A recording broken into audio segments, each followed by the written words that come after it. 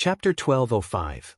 1205. Yi Hongwei sternly said, Shaoan, I've already said the Yi group is my blood and soul, and I won't be biased toward anyone. I only have one principle. The position will be held by whoever is capable. It's true Mufan didn't perform well before, so I gave him his deserved punishment. Now, he's used his abilities to prove himself, so I gave him an opportunity as well. If he doesn't do well, he'll also have to leave. Just as Yi Wanwan expected, Grandfather Yi didn't pay Yi Shaoan's doubts any heed. What Grandfather Yi cared about the most in his life was the company he founded with his life's blood. It was as he said, he only had one requirement for his heir. The position would be held by whoever was capable. The favorable impression they gained earlier was merely supplemental. The only thing that succeeded in persuading Grandfather Yi was their sheer abilities. As long as they had results to show, no matter how Yi Shaoan and Yi jumped around and made a commotion, Yi Shaoan absolutely wouldn't change his mind. Especially since Grandfather Yi had never been at ease about Gu Yueze. Back then, Gu Yueze was selected merely because the Yi family was thrown into chaos and he truly had no one to fill the role, so he temporarily agreed to Gu Yueze being the interim general manager under persuasion from Yi and Yi Shaoan. And so, Yi Mufan's entrance into Emperor Sky Entertainment was finalized like that. The meeting ended this gloomy atmosphere. Yi Shaoan ignored Yi's advice and smacked the table before angrily leaving. Outside the conference room, Yi concealed the jealousy in her eyes. Mufan, welcome back. We'll work together from now on. You can ask me anything you don't understand. Yi Mufan snorted. Perhaps he might have really been deceived by her gentle and caring sister-cousin persona in the past, but did she still think he was an idiot? Yi Mufan was about to say something when he suddenly realized both Yi Wanwan and Gu Yueze disappeared.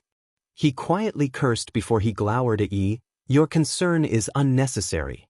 Please keep a closer watch on your man and keep him away from Wanwan. Otherwise, he has no one but himself to blame for the consequences. Yi Mufan hastily ran off to look for Yi Wanwan after saying that. The second Yi Mufan turned around, Yi's expression couldn't be any darker. At the end of a deserted hallway, Gu Yueze looked at the seemingly completely different Yi Wanwan and studied her appraisingly. Wanwan, congratulations. Yi Wanwan expressionlessly glanced at him. Speak frankly.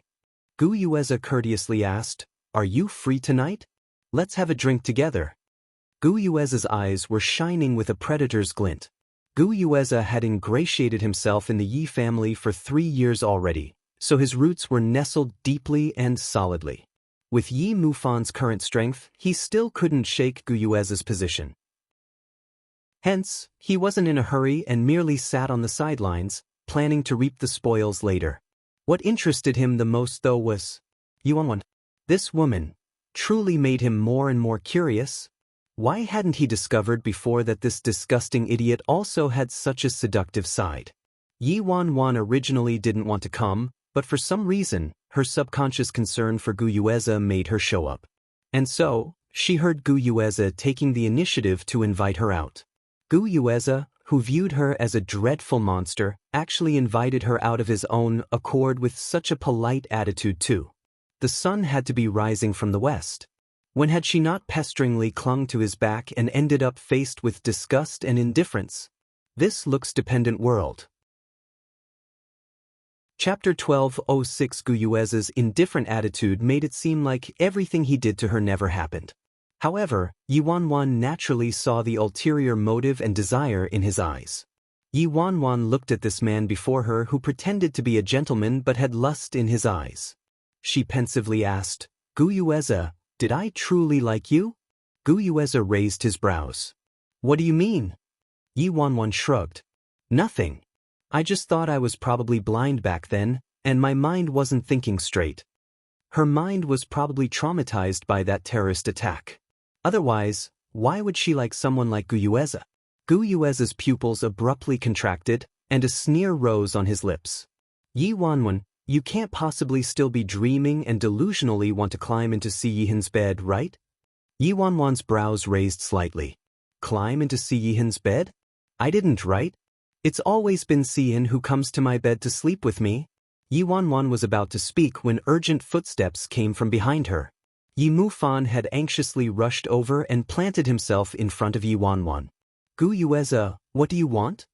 Yi Wanwan didn't have any interest in continuing, so she listlessly told Yi Mufan. Brother, let's go. Yi Mufan originally wanted to give Gu Yueza a few more insults but had no choice but to turn around and catch up with Yi Wanwan. As soon as they got into the car, Yi Mufan anxiously asked, Why did that jackass Gu Yueza want with you? Yi Wanwan propped her head up and offhandedly replied, Perhaps he wanted to reminisce the past with me. Yi Mufan lowly cursed. Shit. Reminisce the past. Bullshit. That jerk simply wants to seduce you because you always chased after him but suddenly started ignoring him, underwent such a drastic transformation and turned out so pretty. That scum. Woman, you mustn't be deceived by him. I understand people like him too well. The corners of Yi Wanwan's lips twitched. He truly deserved to be called a well-seasoned womanizer. His grasp of this scum's mindset was very accurate. After they left the company, Yi Wanwan had a meal with her family. As soon as they sat down, Yi Shouting and Liang Wanjun started to reproach and denounce Yi Mufan. Yi Shouting said, Mufan, what's wrong with you? How could you hide such an important matter from us? Your sister had to venture in this industry as a girl. What would we do if anything dangerous happened to her? Yi Mufan retorted, Isn't this why she presented herself as a guy? So that she wouldn't be in danger. Looking like a guy isn't safe either. Liang Wanjun interrupted before Yi Mufan could finish speaking. Yi Mufan, Yi Wanwan quickly said, Dad, Mom, don't blame brother. It was me who made brother help me hide it from you precisely because I was afraid you'd worry. Look, aren't I just fine? Brother protected me very well. Yi Shouting's anger finally dispersed slightly, but his expression was still dark when he said, Wanwan, this house was the term you set with Chu Hongguang, wasn't it? Back then, Wanwan said the house was reclaimed with her friend, Yi Bai's help. Only now did they realize it was their daughter who laboriously worked hard on the outside all along. As soon as Yi Shouting and Liang Wanjun realized that, their hearts ached immensely. Wanwan, it's Dad's uselessness that forced you to work so hard. Yi Shouting's face was full of heartache. Yi Wanwan quickly feigned anger and said, Dad, we're family. Don't mention it. Brother and I are still inexperienced in many things. It's only because you were coaching us from the side that we were so successful. Without you, we wouldn't have succeeded. You're our light post. Chapter 1207. 1207. A smile immediately spread across Yi Shouting's face. Oh, child, Yi Mufan, who had buried his head into his bowl of rice and was silently eating, finally relaxed. Younger sister was still the fearsome one and pacified their parents instantly. If it were him, his efforts would have been futile even if he spoke for 3 whole days. After dinner, due to her parents' adamant request, Yi Wanwan told Si Yihan to take care of Tang Tang and stayed the night at her family home. On the balcony, Yi Wanwan sat on a rattan chair next to the circular table and read the relevant information on Emperor Sky Entertainment. Don't be careless. Yi Shaoan and Yi will definitely take action in the near future. Yi Mufan nodded. Yes, I understand. I won't relax. Yi Wanwan saw how Yi Mufan looked as though he was about to face a great enemy, and she chuckled lightly. No need to be too nervous. We have Age of the Immortals now, we don't have nothing anymore. Yi Mufan looked at his sister in a daze. He never would have expected that Wanwan's joking words from back then all actually turned out true. He hadn't detected it because he was with Wanwan the whole time, but suddenly thinking back on it, his sister's transformation lately was too drastic. It wouldn't be an exaggeration to say she had turned into a completely different person. However, no matter what, she was still his most beloved sister. Yi Wanwan stayed the night at her parents' place and didn't leave until the next morning. Yao Juan was getting more and more used to the work, so there were many things she could handle, and Yi Wanwan became a lot freer. She didn't have any obligations that day, so after attending a meeting at the office, she decided to return to the little house of Rose.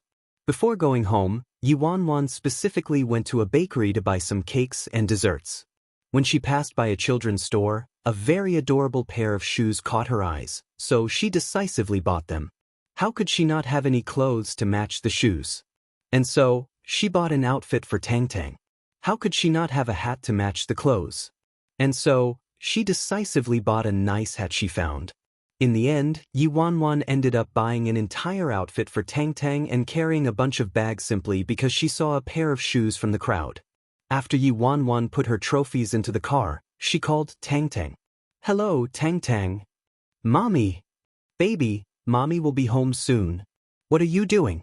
Have you gotten up yet?" "I'm up. Daddy is taking Tang Tang to go fishing." Ah, she had seen him take care of the child and he was taking the child fishing?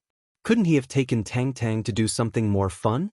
"Baby, after Mommy comes back, Mommy will take you to do something fun. Mommy also bought yummy food and pretty clothes for you." "Okay, Tang Tang will wait for Mommy." Yi Wanwan soon arrived at the little house of Rose. Yi Wanwan carried her bags of trophies and pushed open the courtyard door while humming a tune. She was passing by a large, sturdy tree in the courtyard when a head abruptly hung down from the tree. "Oh my God!" Yi Wanwan jumped in fright and reflexively kicked without even thinking. In the next second, a bang was heard, and an arm blocked her kick.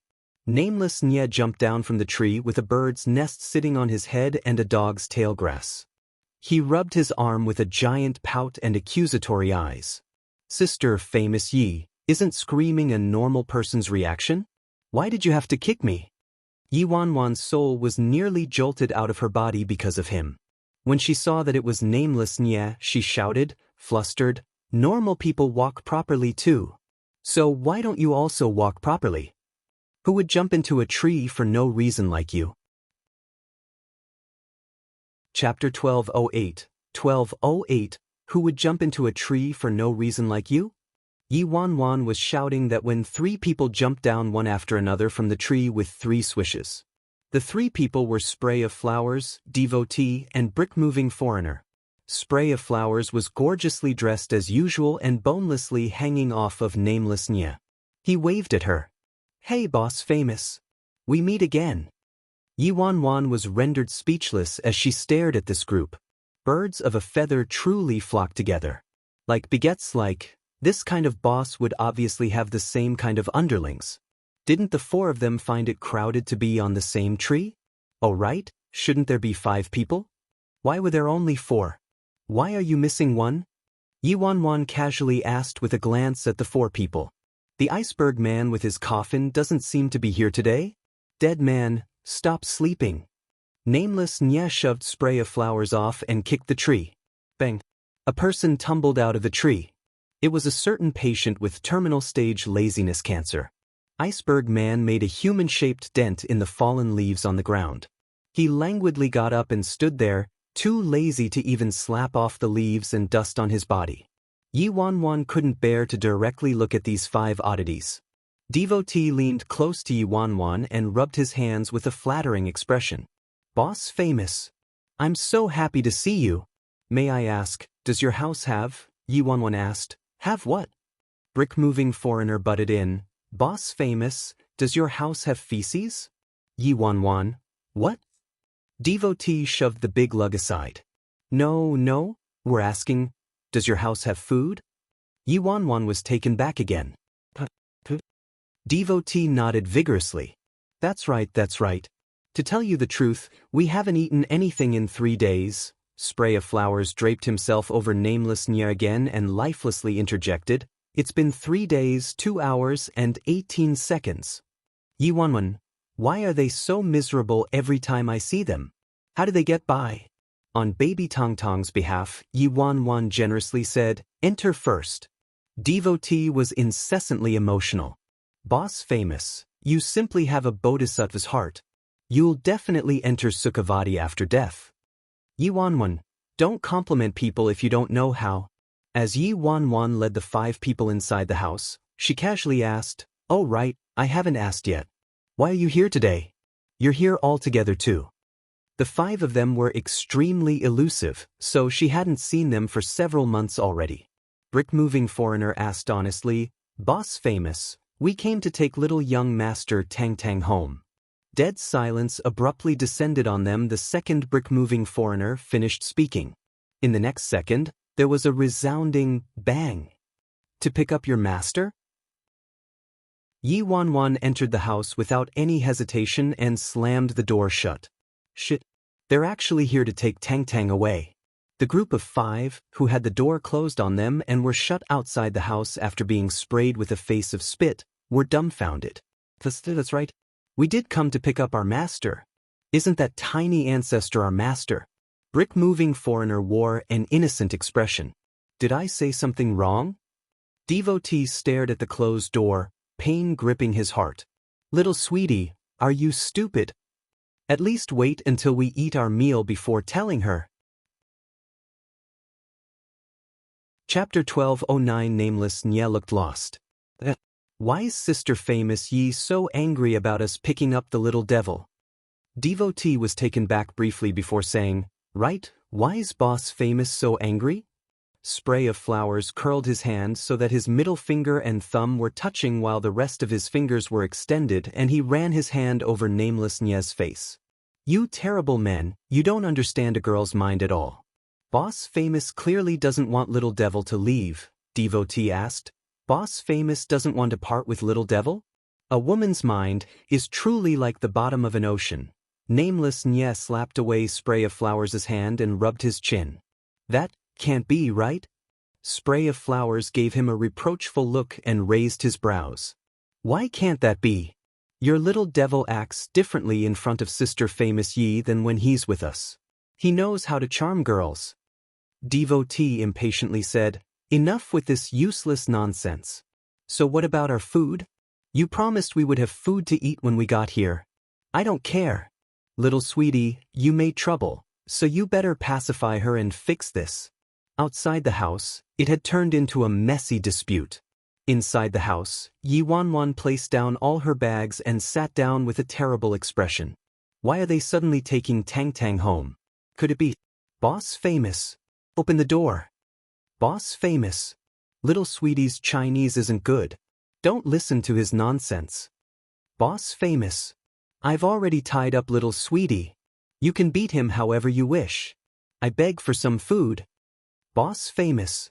How about we give you dead man as collateral? Deal?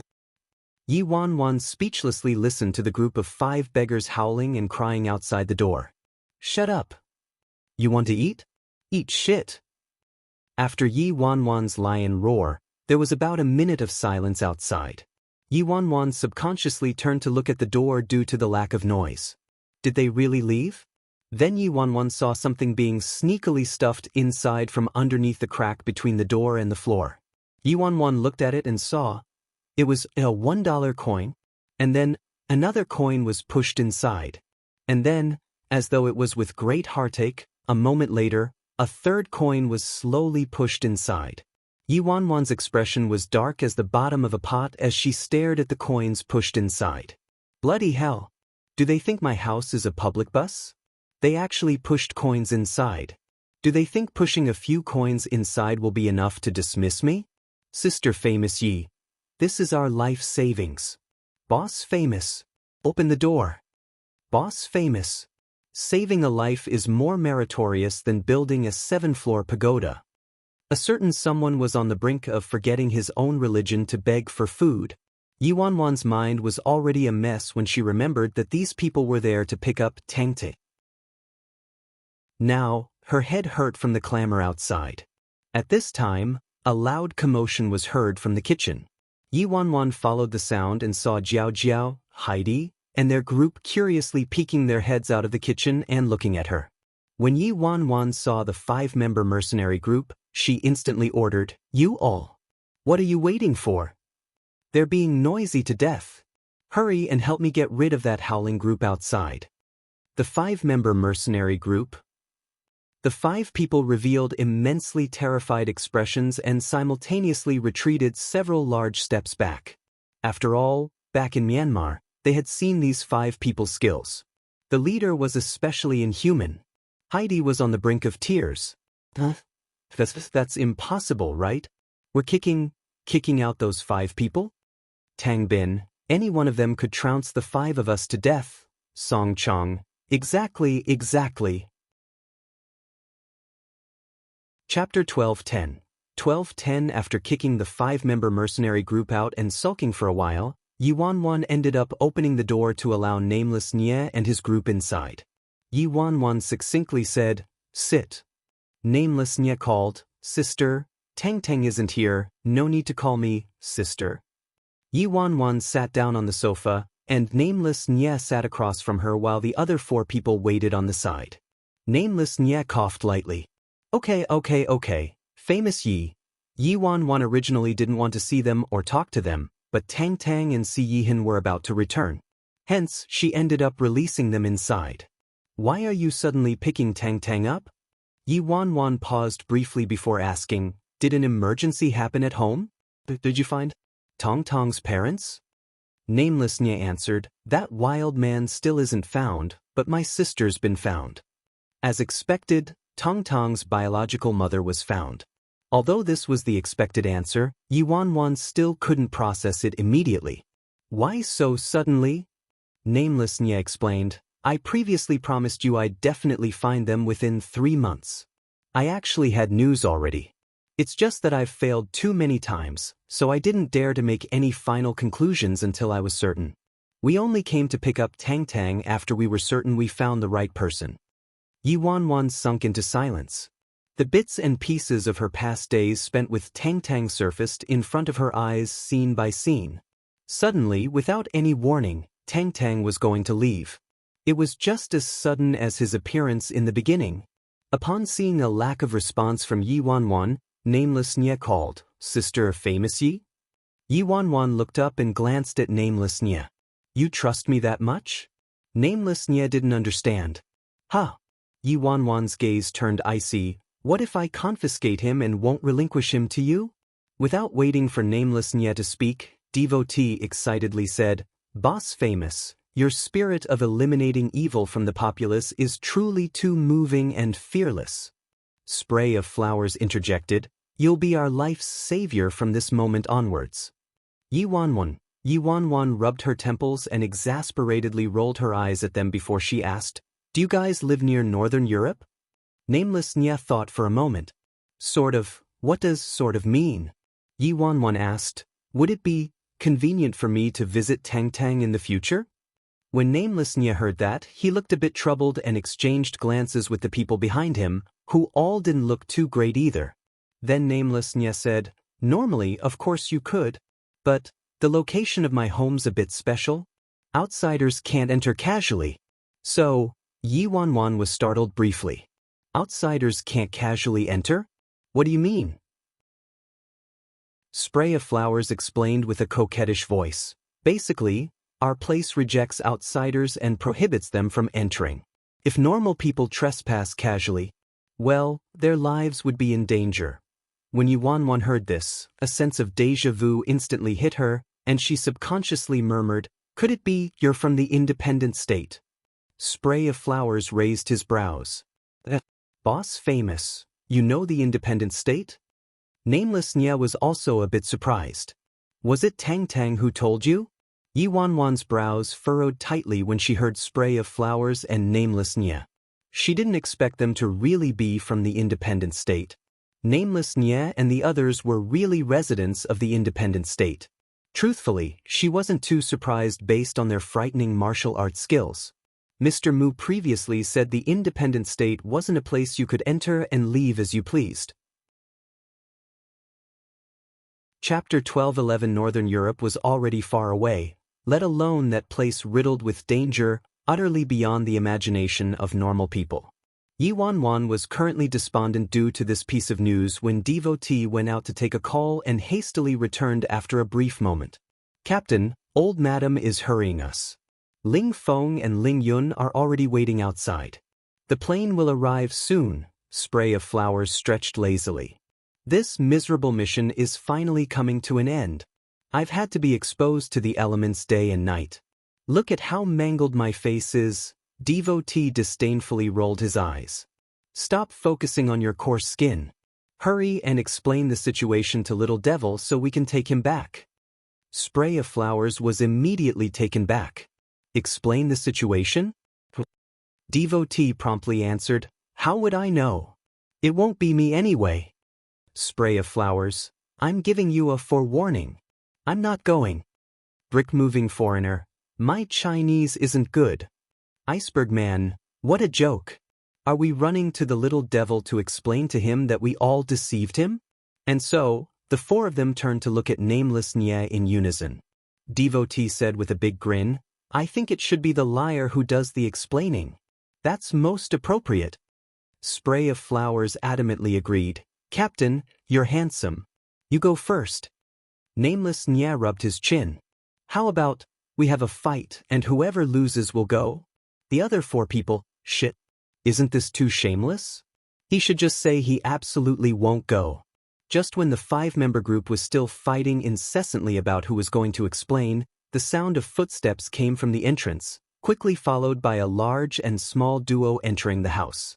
Si Yihan was wearing a light gray leisure outfit with a cool and aristocratic aura about him. Meanwhile, Tang Tang was wearing the cartoon print child outfit that Yi Wanwan bought for him and was holding a red bucket in his hands, which contained several small fish and shrimp happily swimming around inside. Mommy, Tang Tang cheerfully ran inside with the bucket, but his joyful, soft, and adorable expression disappeared the instant he saw Nameless Nye and his group. Spray of Flowers. It's over, Devo. It's over indeed. Captain is simply courting death. He actually had the guts to deceive Little Devil. I hope the fact that Little Devil's real mom is found can pacify Little Devil's fury. Otherwise, we're all done for. Spray of Flowers stared at the man next to Tang Tang. I think I'm going to cheat on Captain, Devotee. Wah? Devotee followed Spray of Flowers' line of sight and saw the man standing next to Little Devil. His lips twitched. You two-timing, adulterous person. How could you be so easily moved by any slightly handsome guy you see? Are you worthy of Captain? Spray of Flowers questioned. Slightly handsome? You're telling me this is slightly handsome? Wait, hold on. Why do I feel like Little Devil's expression and mannerisms are so similar to this man? Isn't Boss Famous too reliable? She even managed to find a fake dad that resembles Little Devil's real dad to this extent. When Yi Wanwan saw Tang Tang, she forcibly suppressed the rolling, chaotic mess of emotions inside and walked to the little fella with a faint smile. Tong Tong's back. Come quickly. Your uncle is here. Why aren't you greeting him? Tang Tang looked up and obediently said to Nameless Nye, Uncle. Nameless Nye was currently drinking tea to soothe his anxiety. When he heard uncle, he immediately spat out a mouthful of tea and nearly choked to death. Chapter 12. Devotee took advantage of Nameless Nye's choking to loudly shout, Little young master, Captain has something to say to you. Damn ladyboy, am I right? Spray of Flowers' eyes were still glued to Si Yihan, and he nodded without even thinking. Right. The betrayed Nameless Nye nearly coughed up blood. These bastards. Yi Wanwan walked to Si Yihan and introduced them to him. Agio, this is Tong Tong's uncle. These are his friends. Si Yihan's eyes briefly swept over the five people, his dark, unfathomable eyes akin to a bottomless black hole concealing all emotions. He nodded at them curtly, a greeting of sorts. Spray of Flowers' legs lost their strength and he weakly held onto Devotee. Ah, this man is utterly superior grade. Devotee shuddered and hastily pushed him off. Damn ladyboy, can't you understand the current situation? How do you still have time to act so man-crazy? Yi Wanwan was afraid she couldn't stop herself from doing something illegal like kidnapping a child if she hesitated the slightest bit. Hence, she patted Tong Tong's head and gently said, Tang, your uncle has something to say to you. How about you go upstairs with your uncle and talk? The little fella revealed an unwilling expression in regards to Yi Wanwan's words for the first time ever. Yi Wanwan patted his head. Be good, Tang, go on. Tang Tang extended his short arms toward Yi Wanwan. Mommy, tug. Yi Wanwan chuckled and hugged him. Why are you suddenly acting pampered? Tang Tang buried his head in his mom's neck. Mommy, Tang Tang caught some fish and wanted to make it for Mommy. Yi Wanwan saw the beads of sweat dotting the little fella's forehead. He had clearly sprinted back so he could give her his catch as soon as possible. At that moment, Nameless Nye's phone started furiously ringing again, and the message notification also went off nonstop. Yuanwan thought for a moment before looking at Tang Tang. Your uncle's matter is very important. Hear him out first, all right? Nameless Nye interjected. Actually, it's unimportant. It's unimportant, Tang Tang said. Fine. Nameless Nye. In the end, Nameless Nye and Tang Tang both went upstairs, and the other 4 members all relaxed fiercely and hid as far away as they could and ran outside to wait. As soon as Tong Tong's figure disappeared from the top of the stairs, the gentle smile instantly disappeared from Yi Wanwan's face. Yi Wanwan grew limp. Si Yihan pulled her into his arms. When his familiar presence enveloped her, Yi Wanwan's collapsed emotionally. They found Tong Tong's biological mother. They want to take Tang Tang away. Si Yihan appeared to have guessed the situation already. He comfortingly embraced her and patted her back. Yi Wanwan said, Ajio, I clearly don't like children. Children are so troublesome. Why do I feel so sad that Tong Tong's leaving? I don't want Tang Tang to go. He eventually has to return to where he should be. Upstairs, in the bedroom, Tang Tang silently sat on the sofa. His soft and adorable cartoon outfit couldn't obscure the low pressure he emanated at all. Nameless Nye knew the little devil too well. He knew the situation was perilous as soon as he saw the little devil's expression and wished nothing more than to jump down from the table. The little devil merely had to make a few offhanded remarks in front of his grandparents, and Nameless Nye's days could turn bleak. He had no one but himself to blame for thinking up this idea. Now, he had to explain it himself even if he would burst into tears. Chapter 12-13, Baby. Nameless Nye walked closer with a cautious smile. The little devil's pretty features instantly turned into a frown. Nameless Nye wanted to seek familiarity, but upon catching the child's warning look, he tactfully changed his form of address. Ahem. Thing. I have one piece of good news, and one piece of bad news. Which one do you want to hear first? The child glanced at him. You only have 5 minutes. And so, his guessing game approach also failed. Nameless Nye had no choice but to talk. Then I'll say the bad news first. The sooner I die, the sooner I can reincarnate. Nameless Nye sputtered for half a day before he falteringly said, well, we accidentally made a mistake. The woman with you right now isn't actually your mom. The second Nameless Nye said, isn't actually your mom. Tong Tong's face chilled. Tang Tang unblinkingly stared at Nameless Nye with his pitch-black eyes. Uncle just said that uncle was mistaken?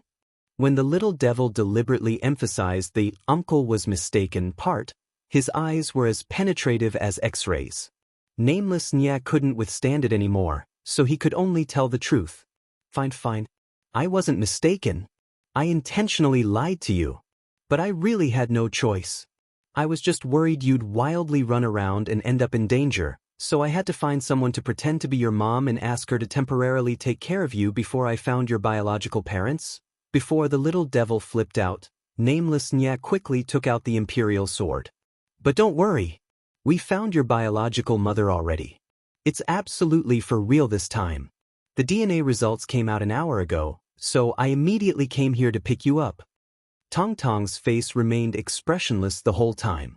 It wasn't until he heard, we found your biological mother, that his gaze shifted slightly. However, his long eyelashes soon concealed his eyes again. He was either silently exploding or silently destroying the world. Nameless Nye was embroiled in worry when the silent child suddenly said, What did my mommy say? Nameless Nye quickly answered, Your mommy? I don't know what she said. I haven't seen her yet, so we have to wait until we go back. Anger surfaced on Tong Tong's face. I'm talking about my mommy. I am talking about your mommy, Nameless Nye said before realization dawned on him. He probed, are you talking about Yi Wanwan? I told her your biological mother was found, but she didn't say much. She just told me to explain it to you. Tanging, well, I did indeed deceive you about this, but I really didn't do it on purpose. Anyway, hasn't your real mom been found now? I've made it up to you, haven't I? Can't you forgive me this once? Tang Tang expressionlessly glanced at his deceptive uncle. Uncle, do you think your deception skills are really good? Nameless Nye was startled. What do you mean? Tang Tang didn't answer him and merely sat there with a cold expression. You want me to go back? I can. But I have a request. He hadn't believed his unreliable uncle from the very beginning. He merely ignored all of his suspicions. I like mommy. It has nothing to do with who she is. Nameless Nye instantly exhaled in relief. Is little devil sparing me? Nameless Nye immediately said, Of course. Any request you have is doable. So what's your request? Tang Tang replied, I want mommy to go back with me. Nameless Nye.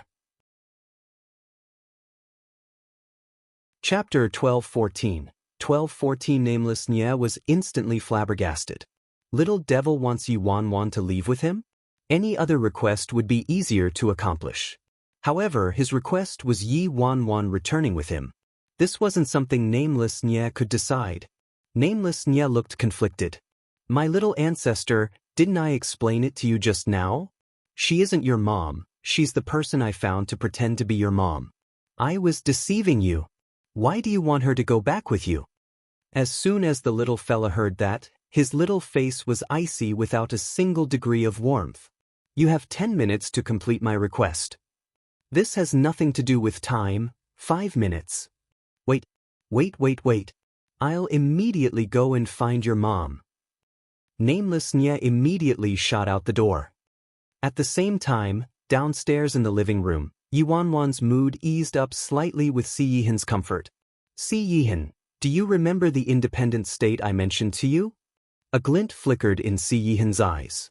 What? Yi Wanwan said, Tang Tang came from the independent state. A layer of frost covered Si Yihan's face, but it dispersed into smoke the second Yi Wanwan looked at him. There was nothing abnormal in his expression as he asked, Is that so? Yeah. Tong Tong's uncle said it himself. I originally thought I could visit him whenever I missed Tang Tang, but I didn't expect Tang Tang to be from the independent state. Yi Wanwan's expression turned gloomier and gloomier as she spoke. I wonder how I can get a permit for the independent state, and I wonder if I can ask Tong Tong's uncle for help to forge a fake permit? An idea suddenly popped up in Yi Wanwan's mind. You can't. The chaos and xenophobia in independent state isn't something you can imagine. Even if you have a permit, you're asking for death if you trespass willfully. The independent state's laws state that all residents are prohibited from bringing outsiders into the independent state without permission, or else they'll be heavily punished. No one dares to disobey this law. Yi Wanwan's mood grew heavier as Si Yihan spoke. Then she thought of something and looked at him with surprise. Ajio, why do you know so much? When I asked you before, didn't you say you didn't know this place? It came up in my conversation with Mu Suifeng. Oh, then doesn't that mean I won't ever see Tang Tang again after he leaves today? Yi Wanwan was mid-speech when Nameless Nye used the railings as support and jumped down from the second level, landing in front of Yi Wanwan. After dashing out the door, he didn't have time to take the stairs. Sister Famous Yi, save me. Yi Wanwan's lips twitched as she watched this person who dropped down from the sky. What happened? Didn't you give Tang Tang an explanation? What did Tang Tang say? Nameless Nye's face resembled dirt. Tang Tang said that he won't agree to spare me and go back with me unless I agree to his request. Yi Wanwan asked, Request? What request? He wants you, Yi Wanwan pointed at herself. Want me? Nameless Nye nodded. That's right. He wants you to go back with him. The second Nameless Nye finished speaking, he clearly felt a chilling aura that was hundreds of times more terrifying than when he faced Little Devil earlier. Of course, Yi Wanwan also felt it. She was sitting right next to Si Yihan, so she felt it even more clearly. Chapter 12:15. Si Yihan's current expression was practically identical to back when he learned she was going to elope with Gu Yueza. Yi Wanwan instantly glared at Nameless Nye. Couldn't he have assessed the situation and sneakily talked to her on her own? She was going to die because of him. Yi Wanwan glanced at the unhappy Si Yihan but also remembered Tang Tang. She felt like she was stuck between a rock and a hard place. Go back together? Nameless Nye looked miserable. Sister Famous Yi, I know I'm asking too much from you. But it was Little Devil who insisted on this request, or else he won't go. Yi Wanwan wore a deep frown. She would miss Tang Tang immensely, but visiting Tang Tang frequently was enough to satisfy her. But now, they wanted her to go back with Tang Tang? Even if she had a way to enter the independent state, what role should she take on to see Tang Tang now that they found Tong Tong's mother? Yi Wanwan was enveloped in turmoil as she said, "I'm sorry, I'm afraid this isn't appropriate." Before Nameless Nye could say anything, footsteps were heard from the top of the stairs.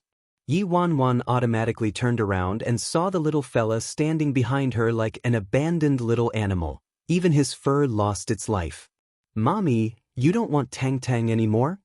Yi Wanwan's heart softened almost immediately, and she tossed everything to the back of her mind. She would be willing to accompany baby Tang Tang anywhere, even to the end of the world, especially when she heard him calling her Mommy. Yi Wanwan walked over and fiercely pulled the little fella into her arms. As she hugged the little fella's soft little body, her repressed longing flooded out of her. No. How could Mommy not want Tang Tang? Mommy also can't bear to part with Tang Tang. Tang Tang hugged her tightly as though he was afraid of being abandoned. Tang Tang also doesn't want to leave Mommy. Yi Wanwan's heart throbbed with pain. "Tang Tang, Mommy's sorry. Mommy lied to you. However, you might not be my child, but I really, really like you very, very much. Tang Tang is the most adorable, most likable baby in this whole world. I will also miss Tang Tang a lot. But your mom, your grandpa, and your grandma must all miss you a lot too." Yi Wanwan took a deep breath before she finally said, "Baby, you should go home." Tang Tang tightly hugged Yi Wanwan's neck without a single word, completely unwilling to release his hold. Nameless Nye's phone started ringing. Nameless Nye cautiously walked to the child. "Tang Tang, it's your grandma calling." The little fella remained unmoving. Nameless Nye glanced at Yi Wanwan with a troubled expression. Yi Wanwan gently patted Tong Tong's back. "Baby, take the call." Only then did Tang Tang release Yi Wanwan and take the phone from Nameless Nye's hand. "Grandma." As soon as Tang Tang spoke, the woman on the other end said, her voice shaky from emotion, "Hey, baby. Grandma misses you so much." The little fella softly said, "Tang Tang also misses Grandma." Sobs appeared to flow from the other end of the phone when the woman heard her grandson's words. A moment of silence was heard as the woman steadied her emotions. Then she continued, "Baby, did your uncle tell you? We found your mom. Ling Feng and Ling Yun went to pick you up, and Grandma made a lot of delicious food for you. Also, Grandpa and your mom are waiting for you to return." Tang Tang sunk into silence. "Tang Tang." Yi Wanwan could faintly hear Tong Tong's grandmother from the other end. She reached out and patted Tong Tong's hair. "Tell your grandma that you'll be home soon." Chapter 12:16. 12:16. A layer of mist instantly covered Tong Tong's large, dark eyes. "Grandma, Tang Tang will be home soon." "Ah, gee, good. Grandma will be waiting for you at home." Madame Nye was overjoyed her family would finally be reunited. "Ah, Tang Tang have." Madame Nye didn't seem to know how to address Yi Wanwan in front of Tang Tang, so she said, "Have your uncle take the phone." Tang Tang handed the phone to Nameless Nye. "Grandma's asking for you." His real mom finally remembered him.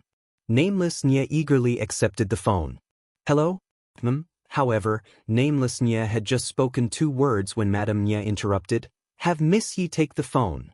Nameless Nye. "Oh." A certain mouthpiece handed the phone to Yi Wanwan. "My mom wants to speak with you." Yi Wanwan nodded and took the phone. "Hello." A woman's gentle and refined voice came from the other end. "Hello, Miss Yi. I'm Tong Tong's grandmother. Sorry that I was unable to personally thank you until now.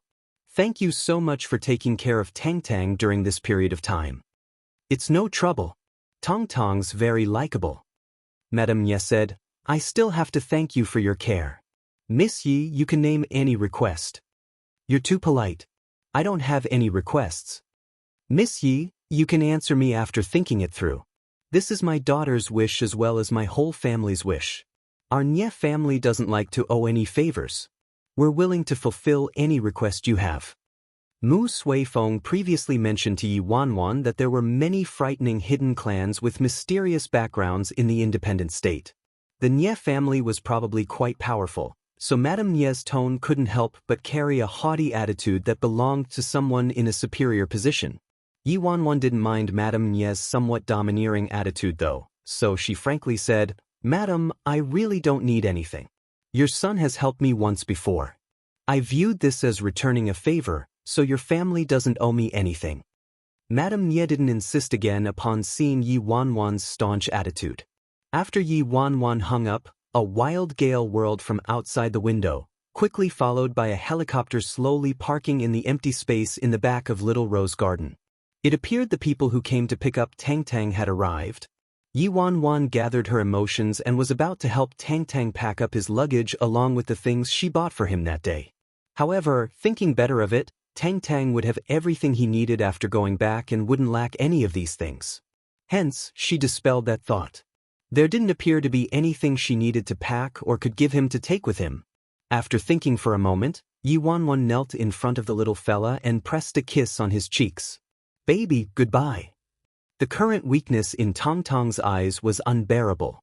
"Can't mommy come with me?" Yi Wanwan sighed gently. She naturally wanted to always be with Tang Tang and even considered kidnapping him countless times. Why wasn't she Tong Tong's real mother? "Mommy, why?" Tong Tong's eyes abruptly shot to Si Yihan, who was next to Yi Wanwan. "Is it because of this man?" The little fella's eyes were incomparably serious. "Mommy, I can also support you." Yi Wanwan, Si Yihan, Nameless Nye, the rest of Nameless Nye's group, who was hiding outside the door. Devotee. "Oh my, what kind of situation is this?" Spray of flowers. "Little Devil's woman charming skills are too awesome." After Spray of Flowers finished talking, he clucked his tongue as he looked at Si Yihan's face. It's a pity that man's face is too powerful.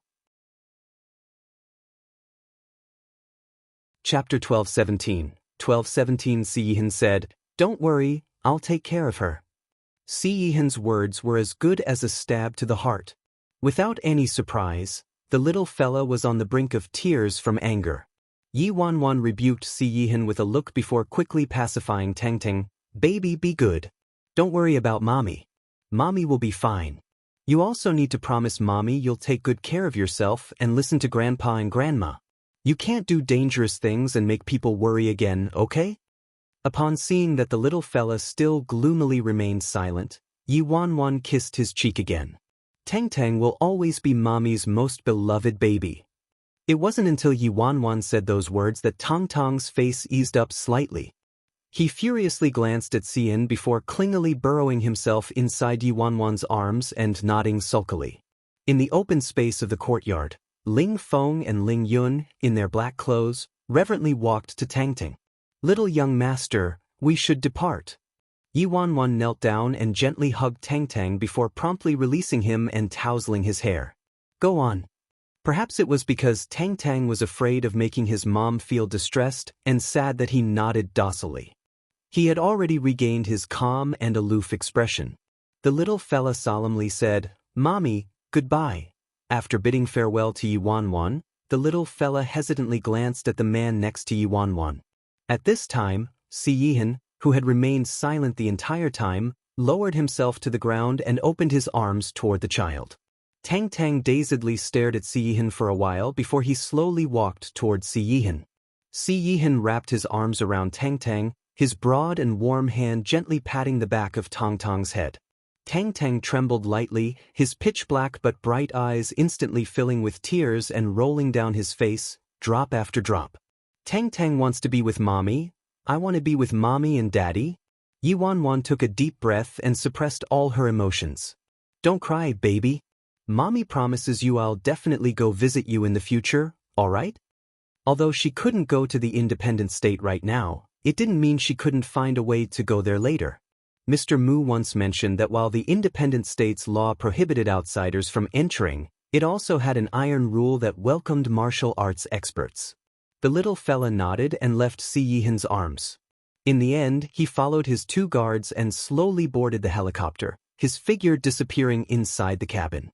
When Nameless Nye and his group saw that the little devil boarded the helicopter, they all exhaled in relief simultaneously. They finally took care of it. they managed to save their lives. Ling Yun and Ling Yun bowed toward Nameless Nye from the distance before also boarding the helicopter. In the next second, the helicopter started and rose higher and higher until it turned into a tiny dot and disappeared from their sight. Yi Wanwan dazedly stared at the empty sky and didn't speak for a long time. Nameless Nye let out a long breath. Sister Famous Yi, I truly thank you a lot for this time. Yi Wanwan returned to the present and looked at Nameless Nye. Aren't you guys leaving? Nameless Nye answered, there's still something we need to take care of here. We'll leave in a few days. Yi Wanwan nodded. Then we'll be taking off now. Nameless Nye cupped his hands in farewell. Devotee, huh? Oh, we're leaving now?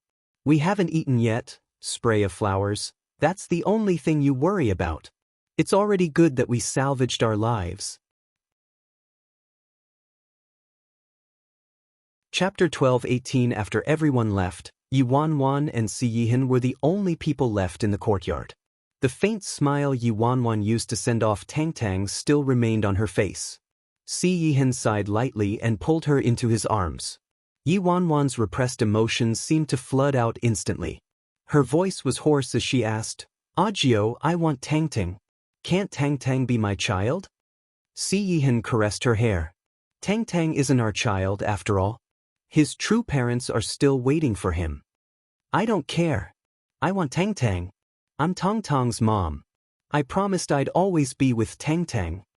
If you like, we can also have a child later. I don't want one. I only want Tang Tang. In the bedroom, Yi Wanwan exhausted an overwhelming amount of emotions that day, so she fell asleep as soon as her head hit the pillow. Si Yihan helped tuck her in the comforter and bent over to plant a kiss against the corner of her teary eyes. His phone suddenly started vibrating. There was a string of strange numbers on the phone screen. The second Si Yihan saw this number, his gentleness was replaced by an all-enveloping murky chilliness. The tranquility and peace in his eyes appeared to have shattered into Azura's inferno in the blink of an eye, as though he had descended into an abyss bereft of any daylight. Yi Wanwan slept for a very long time. When she woke up, it was already the next morning. She drowsily turned her head and immediately met Si Yihan's intently watchful eyes. His gaze was peaceful, calm, and content, containing a few traces of reminiscence as well. However, there was an extremely dark tinge in the depths of his eyes, as though he was restraining some extremely repressed feeling and intense pain. His emotions looked like they could break free of their shackles and shred that surface layer of calm at any moment and engulf her like a torrent of lava from a volcanic eruption. Yi Wanwan's heart couldn't help but stutter when she met this kind of gaze. Shortly after, sour pain inexplicably rushed into her heart due to the reminiscence and pain in Si Yihan's eyes. Ajio, you're awake?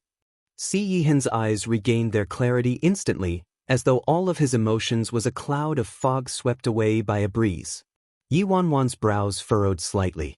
Although she was a bit hazy from just waking up, she was 100% certain that what she saw wasn't her imagination. You didn't sleep the whole night? Yi Wanwan probed furtively. For some reason, she had a feeling.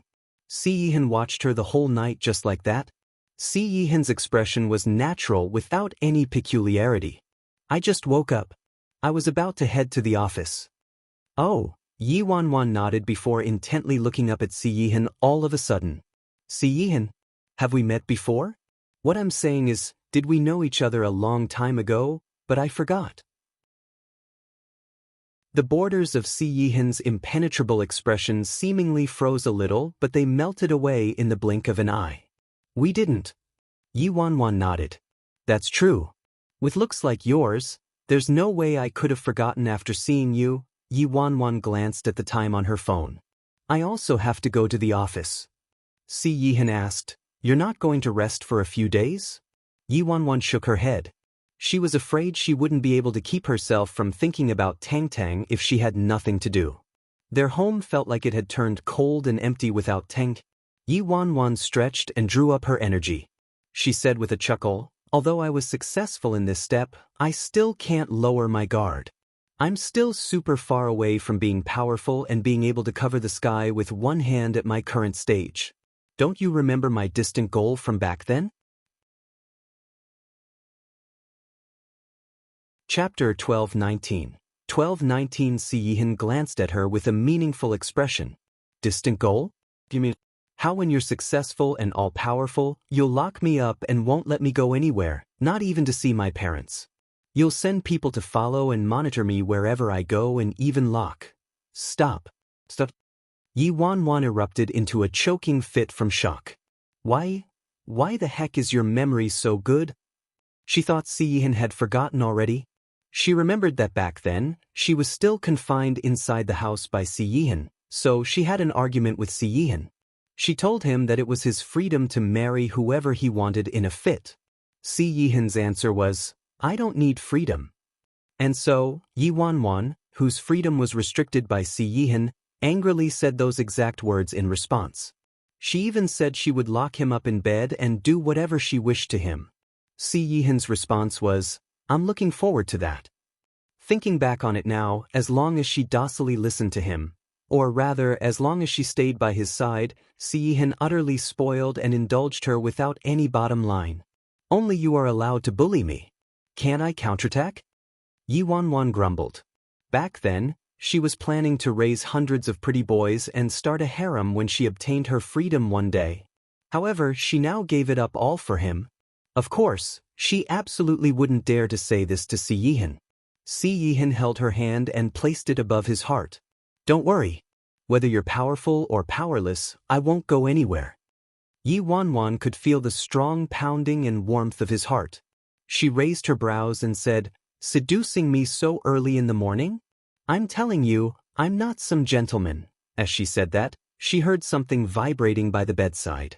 Yi Wanwan was about to reach for it, but Siyihan acted faster and picked up her phone. He glanced at it. A call from the company. Then he straightened his lapels. I'll head out now. Yi Wanwan nodded. Oh, all right then. I'm on track on my end, but I'll go to your end to help you out after I've settled things. If you feel even the tiniest bit unwell, you have to tell me, okay? You also have to call me if you aren't in a good mood. Okay. Although Yi Wanwan was a bit worried about the C family, she remembered that the unrest in the C family only occurred because of Siyihan's health condition in her previous life. Now, the people under the C family definitely wouldn't have the guts to ask for death considering Siyihan's methods. As for seemingly, he'd been forced to flee outside the country, so he couldn't cause any major upheavals. Lately, even the clan elders of the C family had drastically changed their attitudes toward her. In this life, she hadn't encountered anything in the C family that she experienced in her previous life. This proved that fate was progressing in a completely different direction already. Yi Wanwan's heart finally settled as she thought about that. Siyihan finished doing his tie. I'll be fairly busy for the next little bit, so I won't come back. Call me if anything happens. Yi Wanwan nodded. Okay. She had already troubled him too much because of Tang Tang. It indeed wouldn't be convenient for him to keep living at her place and running back and forth. Yi Wanwan walked Siyihan to the front door. I'll need to go on a business trip in the next 2 days, so I'll probably come to see you. You mustn't stay up all night. You must also eat your meals on time. Okay. All right, I won't keep delaying you. Go quickly. Yi Wanwan kissed the corner of his lips before waving her hand to urge him to leave. After Yi Wanwan watched Siyihan walk toward the car parked by the door and enter the car, she yawned and walked back inside the house. She had just taken 2 steps when her back was abruptly tightly enveloped in a hard but boiling embrace. Chapter 12:20. Yi Wanwan was startled and stopped in her tracks. Ajio? Why did you come back? She was going to turn around, but Siyihan held her tighter and prevented her from moving. About 10 seconds passed before he released her. Yi Wanwan blinked and spun around. What is it? Siyihan didn't say anything and merely leaned over. He quickly and lightly pressed a kiss on her lips, as though he was afraid he wouldn't be able to restrain himself if he lingered a second longer. Yi Wanwan chuckled. So he forgot his good morning kiss. She was realizing that Siyihan's EQ was growing higher and higher. He would be able to graduate soon. I'm leaving now. Okay, Yi Wanwan answered. After Siyihan kissed her, he immediately entered the car, as though he was afraid he would expose his emotions which were escaping further and further out of their restraints if he lingered a second longer. What Yi Wanwan didn't see was the dark and chilly emotions that eroded his face after he entered the car and the door blocked his face from her. In the next few days, Yi Wanwan was busy flying everywhere to discuss and negotiate jobs. Si Yihan was also working on a large, important project. Su Yi said his health and mental state were decent, so Yi Wanwan sighed with relief. Yi and Yi Shaoan set up many impedances openly and secretly. That family was driven to desperate actions and wouldn't take things lying down, so Yi Wanwan had to make all necessary preparations ahead of time. Since female and male clothes made zero difference to her at this point, Yi Wanwan started presenting herself in female clothes. Yi Wanwan loudly smacked a pile of documents on the table. "Is that punk, Gong Su, done resting yet? Tell him he must start working tomorrow." Yao Jiawen looked troubled. "I called to rush him, but it was Dong Zai who took the call?" Dong Zai said. Yi Wanwan looked up. "What did he say?" Yao Jiawen answered. "He said his heart was broken, so he was requesting a year of leave." The corners of Yi Wanwan's lips twitched. "An artist taking a year of leave? Is he asking for death? He started acting up as soon as he got Best Actor?" Yao Jiawen sighed and looked like she was in a terrible fix. "I've tried every method I could, but Gong Su won't listen to me at all. Director Yi, I think you'll have to make a personal trip." As they spoke, someone knocked on the door and entered. "Brother Yi, you were looking for me?"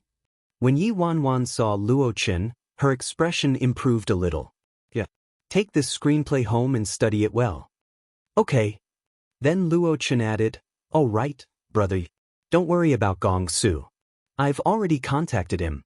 He said he'll return to work tomorrow." Yi Wanwan was surprised. "Really? How did you persuade that fool?"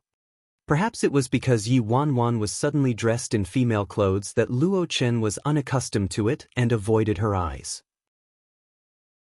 He coughed lightly. "Actually, I didn't say much. I just said one sentence." Before Luo Chen finished speaking, a loud, abrupt bang was heard as the office's door was opened again. Gong Su fierily charged inside and proceeded to stare at the girl in a light gold woman's suit with slightly wavy hair sitting behind the desk, his eyes wide open. Gong Su was dumbfounded. Damn, Luo Chen wasn't lying to me. Brother Yi really wore female clothes to work. Gong Su looked as though 100 million yuan brushed past him.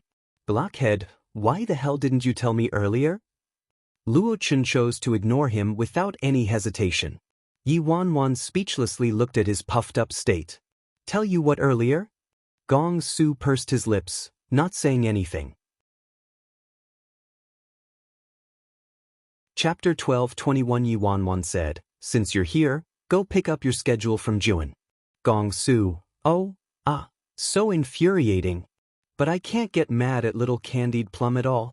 Gong Su looked back 3 times with every step he took before finally squeezing out. Brother Yi. Yi Wanwan looked up from her documents. You need something else? Gong Su asked. When will you break up? Sniffed. Yi Wanwan forcibly broke the fountain pen in her hand. Bang. Gong Su immediately scrambled outside in fright, slamming the door shut behind him. This idiot. He actually dared to wish I would break up. Yi Wanwan randomly picked up her phone. She sent a message to Si Yihan and asked him out to have dinner that night. However, it had been over an hour, but he still hadn't responded to her. Si Yihan usually replied within seconds of her sending messages before. He's probably been too busy lately. Yi Wanwan didn't pay too much attention to it and continued to work. After she got off work, her message still silently rested on the screen without any answer. Yi Wanwan frowned and called Si Yihan. Sorry, the person you're calling is unavailable right now. Please try your call again later. Sorry. For some reason, an ominous feeling rose in Yi Wanwan's heart. Yi Wanwan immediately called Su. This time, the call connected quickly. Su Yi answered, Hello, Miss Wanwan? Steward Su, is Ajia with you? Yi Wanwan asked, straight to the point. Ninth Master? He's in a meeting with his business partner right now. Did something urgent happen? Yi Wanwan relaxed when she heard that. It's nothing. I was just wondering. No need to tell him. good luck. It was Gong Su's fault for talking nonsense and causing her imagination to run wild. A few days later, sorry, the number you're calling is currently turned off. Yi Wanwan had a deep frown on her face. Si Yihan's phone was still turned off, and she couldn't reach him. It was completely understandable for a person to turn their phone off and ignore calls when they were too busy. However, if it was Si Yihan, that was absolutely impossible. This type of situation had never happened during her relationship with Si Yihan in both her previous and current lives. Even when their relationship was at its worst, Si Yihan never ignored her calls for so long. In addition to this, Si Yihan's recent loss of control over his emotions as well as the slight peculiarity when he left the little house of Rose that day, it made Yi Wanwan feel more and more ill at ease. Si Yihan's ability to conceal his emotions was too strong. If he didn't want someone to notice any emotional abnormalities, then that person wouldn't be able to tell. Even so, Yi Wanwan still managed to detect the strangeness once. This meant Si Yihan might have reached the point of being unable to control his emotions anymore. Yi Wanwan rapidly called Su Yi's number and frankly asked, "Steward Su, tell me honestly, where did Audiobook go?" There was a long silence from the other end. Then Su Yi finally spoke. "Miss Wanwan, we've dispatched all of our scouts and manpower, but we haven't found Ninth Master yet. What are you saying? What do you mean you haven't found him?" "Miss Wanwan, Ninth Master. He might have gone missing." Su Yi's voice sounded anxious and tired and didn't sound like he was joking. "Missing?" Surprise, as well as disbelief, surfaced in Yi Wanwan's eyes. How could Audiobook have gone missing for no reason all of a sudden? Chapter 1222. 1222. In the past few days, she had been busy with the company and knew Si Yihan was very busy. Su Yi also said he was occupied with an important project, so she hadn't disturbed him. By the time she contacted Si Yihan, who would have expected that she wouldn't be able to get in touch with him at all and his phone would be turned off. At first, Yi Wanwan didn't pay much attention, but as time went on, she felt like the matter wasn't that simple. Even if Si Yihan's phone was turned off, it absolutely wouldn't stay off for more than half a day. Moreover, even Si Yihan's work phone went unanswered. "Sui, are you sure? Audiobook's missing?" Yi Wanwan had a deep frown. "Miss Wanwan, I'll tell you the truth. Lately, the overseas Huafeng group has had a very important project with the Si family. Ninth Master received Huafeng group personally and negotiated with them the whole time. However, in the past few days, it was like Ninth Master disappeared off the face of the earth without any news. Even the people from Huafeng group can't contact Ninth Master. The Si family has completely locked down the news of Ninth Master going missing, so outsiders don't know, but the Si family has turned into an utter mess." Su Yi sighed. As the patriarch of the Si family, Si Yihan absolutely wouldn't leave for a few days without saying anything or cut off all contact with them. There was only one possibility: an accident probably happened. However, no one knew what kind of accident happened. "I'll come over immediately." Yi Wanwan quickly hung up and drove to the Si residence. Yi Wanwan's heart chilled as soon as she arrived at the Si residence.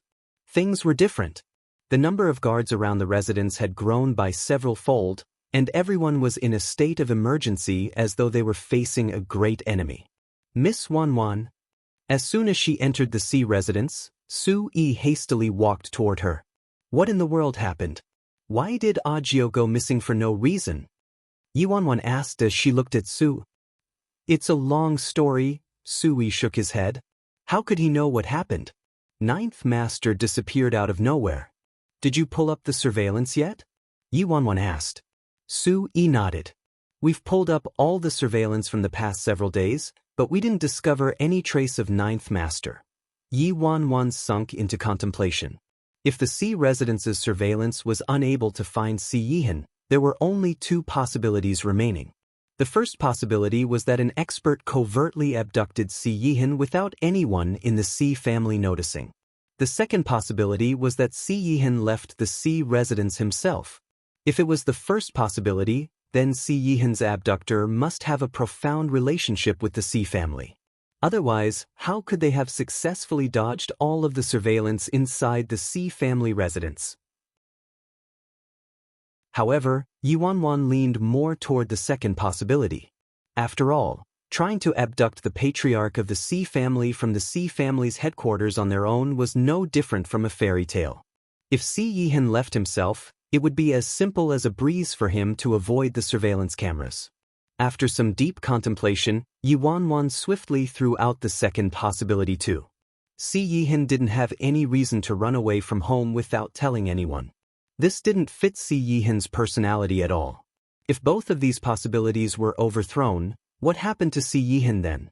He couldn't have disappeared without a trace for no reason. With Xi Yihan's personality, he absolutely wouldn't have chosen to avoid the situation regardless of the difficulty of the situation. Moreover, even if he did encounter some kind of trouble, Xi Yihan absolutely wouldn't conceal it from her and even abandon her. Chapter 1223. 1223 Xi Yihan's current mysterious disappearance was akin to a cloud of heavy fog that trapped not only the entire Xi family but also Yi Wanwan. Su-yi, do you think Agio went out of the country for business purposes? Yi Wanwan asked Su-yi. Su-yi shook his head. After some contemplation, he said, there aren't any projects that need Ninth Master to work on himself lately. Plus, the most important project right now is the negotiation with Huafeng Group. The Xi family and the Huafeng Group discussed a large project several years ago, so there's nothing that could possibly be more important than the project with the Huafeng Group right now. Then were there any signs in the days before Agio's disappearance? Yi Wanwan asked. Su Yi's brows were locked together. A moment later he answered, Miss Wanwan, if you put it like that, Ninth Master was especially temperamental and extremely quick to anger in the few days before his disappearance. Temperamental? Quick to anger? Yi Wanwan was taken back by Su Yi's answer and recalled how Su Yi called her on the day of the Golden Orchid Awards ceremony. She asked, do you know why? Xi Yihan told her it was business-related when she asked back then. That I don't know. Anyhow, Ninth Master frequently locked himself inside the room during those few days. In addition, the study was nearly destroyed by Ninth Master. Su Yi replied. Where's grandmother? Yi Wanwan abruptly switched the topic. Miss Wanwan, Ninth Master's disappearance shocked old madam too much, and she collapsed. The doctor said she needs to recuperate peacefully, so I don't recommend that Miss Wanwan disturb old madam right now. Su Yi felt helpless. Yi Wanwan also had to leave that matter alone. Because the patriarch of the Xi family had disappeared with his fate unknown, the Xi family had turned into a chaotic mess. Some people even claimed Xi Yihan had died already. Many higher-ups of the Xi family also chose this critical moment to get restless, but thankfully, it was forcefully suppressed by the old madam for the time being. If Xi Yihan didn't appear soon though, things wouldn't be suppressed for much longer.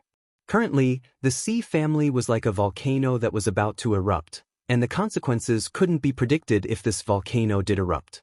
There was absolutely no way Xi Yihan wasn't aware of such serious consequences as the patriarch of the Xi family. Hence, Yi Wanwan was certain Xi Yihan's disappearance was caused by an external factor. Go do your own thing first, Yi Wanwan told Su Yi a moment later. Alright, the Xi family is seriously too chaotic right now, and there are many things waiting to be taken care of. Miss Wanwan, don't be too worried. Maybe Ninth Master will return before long. Su Yi glanced at Yi Wanwan before sighing and leaving. Although Yi Wanwan's heart was torn with worry right now and she urgently wanted to figure out what happened to Xi Yihan and his current location, there wasn't a single lead in the current situation. Based on what Su Yi told her, Xi Yihan kept locking himself inside the study in the last days before his disappearance. Yi Wanwan headed toward Xi Yihan's study. The inside of Xi Yihan's study was in complete disorder. The landline was ruthlessly smashed onto the ground and shattered into pieces. The several hardwood chairs were also broken into fragments. Yi Wanwan picked up the phone from the ground and examined it. She discovered that the phone was broken, but she could still check the call history. The last call coincidentally matched Xi Yihan's time of disappearance. Chapter 1224 Yi Wanwan immediately marked the phone number down. This string of numbers was a bit unusual and didn't seem like a domestic phone number. After a moment of hesitation, Yi-Wan used her phone to call this strange number. However, the busy tone that came from the other end of the phone caused Yi-Wan's heart to completely sink into an icy pool. Yi-Wan called Yi-Mufan. "What?" Yi-Mufan asked. "Brother, help me look into a number." Yi-Wan went straight to the point and told him the number. "What kind of number is this? So strange. It doesn't seem domestic or from the neighboring countries. This kind of phone number exists?" Yi-Mufan sounded surprised. "Help me investigate it," Yi-Wan ordered. "Hold on, don't hang up yet." Yi-Mufan immediately turned his computer on and inputted the phone number. "Damn." Yi-Mufan's shocked exclamation came a moment later. "You found it?" Yi-Wan was startled. "No," Yi-Mufan said, "your phone number doesn't belong to any country at all and isn't a fictitious number. This number simply doesn't exist." "Doesn't exist?" Yi-Wan frowned deeply and immediately searched the call history of the study's phone again. However, this strange phone number didn't just call the phone in Si Yihan's study once, it called at least 5 times. Si Yihan also picked up the phone almost instantly every single time, as though he had remained inside the study to wait for this call the whole time. However, this number didn't exist in the outgoing call history. Hence, this number definitely existed.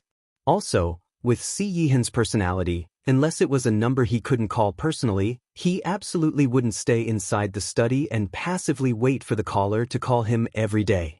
In other words, this number could only be received and couldn't be called. 1. This number of yours can't be reached at all. Anyway, what kind of number is this? Did you give me the wrong number? Yi-Mufan was heard from her phone. I understand. Keep helping me look into it. This number definitely exists. Yi-Wan then hung up the phone. As Yi-Wan sat inside Si Yihan's study, her emotions darted every which way. For some reason, Yi-Wan became increasingly certain Si Yihan's disappearance was intricately linked to this strange number. It wasn't entirely impossible that he disappeared because of this phone number. While Yi-Wan was deep in thought, she saw a metal briefcase sitting by the leg of the bookcase from the corner of her eyes. There was an obvious code name engraved onto the briefcase, YWW. Yi-Wan stood up and picked up the briefcase. After evaluating it, she discovered the briefcase had a lock and couldn't be opened without a password. Yi-Wan's eyes settled on the enigmatic letter code on the folder with confusion. What did the 3 letters YWW represent? Yi-Wan's eyes glinted. The automatic response in her mind was that it was an acronym of her name in Pinyin. Yi-Wan's acronym just happened to be YWW. Could this be a coincidence? Yi-Wan's hands clenched slightly. She instantly wanted to attempt to open this briefcase. However, after trying several sets of passwords, Yi-Wan still couldn't open the briefcase. Yi-Wan instinctively felt like the contents of this briefcase were related to her. Chapter 1225. 1225. Why did Si Yihan suddenly disappear? Where was that weird phone number from? Also, what was inside this briefcase with its clearly labeled acronym? Yi-Wan's thoughts were in a turmoil, so she forcefully tugged the password lock. Cuff. Yi-Wan was taken back but reflexively looked down at the lock in her hand. She bluntly ripped the lock off. This lock appeared to have been touched by someone. Could it be that someone already decoded the lock? Yi-Wan quickly took out the briefcase's contents before she could think about it more deeply. Hypnosis. There was a thick stack of documents inside the briefcase with a string of foreign language written on it. Yi-Wan furrowed her brows. These documents recorded everything related to hypnosis and memory. This included memory masking and memory recombination, as well as the unfamiliar and difficult-to-understand field of genetics. Yi-Wan managed to roughly understand the content based on the introduction and abstract of the documents. It was a theory on the sequence of A plus B memory masking. Basically, the user would erase person A's memory and then forcefully mask person B's memory over the depths of person A's mind with the method of deep hypnosis. If person A's memory was completely erased by the hypnosis method and person B's memory was forcefully integrated into person A, Then person A would theoretically replace person B and become them. Even person A themselves wouldn't detect it at all. Yi Wanwan was confused as to why Si Yihan was interested in this subject. When Yi Wanwan flipped to the next page, she was utterly dumbfounded. There was a lot of information about countless girls recorded on the following pages. Every girl was deceased already, but everything about them, from their family background to their growing experience, was recorded very meticulously in minute detail. Yi Wanwan even saw her own information and file in there. Name, Yi Wanwan. Gender, female. Age, 16. Father, Yi Shouting. Mother, Liang Wanjun. Grandfather, Yi Hongwei. Grandmother, 10. Elan. Older brother, Yi Mufan. Family background, a daughter of the Yi family in China, died in a terrorist attack abroad at the age of 16. When Yi Wanwan saw her introduction file, it was a shock to both her eyes and her mind. The file contained a detailed record of her, and the final statement enclosed stated she died in the terrorist attack abroad several years ago. Also, at the very end of the file, there was a remark, suitable for memory masking. There was a CD placed at the very back of the file. Yi Wanwan took out the CD and walked back to the desk. She turned on Si Yihan's computer and placed the CD into the CD drive. A moment later, a video automatically popped up on the computer screen and started playing. Are there any issues? A man's icy voice was heard. Promptly after, an elderly man wearing white clothes appeared in the video. Ninth Master, we've already studied this project for more than 30 years. There's an enormous risk if it's done with the genetics method, but we've switched it to the method of deep hypnosis. It can accomplish the same result and absolutely won't yield any problems. The theory, the man said. The elderly man in white nodded and explained, deep hypnosis completely destroys the memories of the hypnotized person, and everything the hypnotized person experienced will reset. During this period of time, if there aren't new memories masking over the gap, the hypnotized person will lose their self-identity. However, if we use the hypnosis method and forcefully inject someone else's memory into the hypnotized person, this action is called memory masking, then the hypnotized person will completely transform into the owner of the memory being injected. Basically, the hypnotized person will undergo drastic changes and completely turn into someone else. Chapter 1226. 1226, is there a suitable candidate? The man asked. There is one. It's the person you picked earlier, Yi Wanwan. We've studied her. Although the two people have an age difference, Yi Wanwan's face bears more than 90% similarity to her face. Her family background is also satisfactory, and Yi Wanwan previously died in a terrorist attack abroad, the elderly man in white replied. All right, what do I need to do? Ninth Master, you just need to use your methods to wipe away the death of Yi Wanwan and keep it from her family. At that time, she will completely replace Yi Wanwan. She will become Yi Wanwan and possess all of Yi Wanwan's memories from when she was alive, the elderly man said. Then the scene changed, and the backdrop of the video turned into a research facility. A woman was laying on the bed with a pained expression. Si Yihan was kneeling next to her and occasionally caressed her hair with a turmoiled expression. The news has been sealed, and no one knows about Yi Wanwan's death. You can begin. Si Yihan looked at the elderly man. Ninth Master, are you certain? Once memory recombination through deep hypnosis is conducted, this girl's original memories will be utterly destroyed. Her memory won't recover no matter what method you use. She'll turn into an individual with completely new memories forever. She'll become the deceased Yi Wanwan. The elderly man sought confirmation again. Begin, Si Yihan succinctly repeated.